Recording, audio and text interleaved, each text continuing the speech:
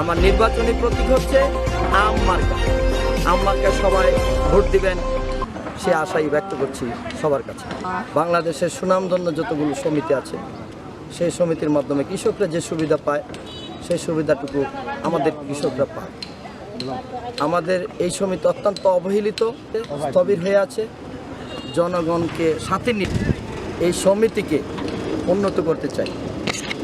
Rubber Dam থেকে পাহাড় পদদেশ পর্যন্ত হাওরে এলাকার জমিগুলোতে চাষাবাদ, দীর্ঘদিন আমাদের জমি চাষাবাদের থেকে অবহেলিত ছিল, পতিত ছিল।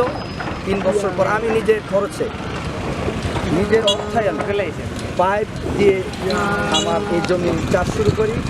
আমি পাইপ দেওয়ার পর এখানে প্রায় 300 থেকে 350 কানি বা বিঘা সম্পত্তি পানি চাষের মাধ্যমে বোরো চাষ করা হয়। জনগণের, কৃষকদের অনুপ্রেরণায়, তাদের চাহিদার প্রেক্ষিতে আমি এই নির্বাচনে আসি।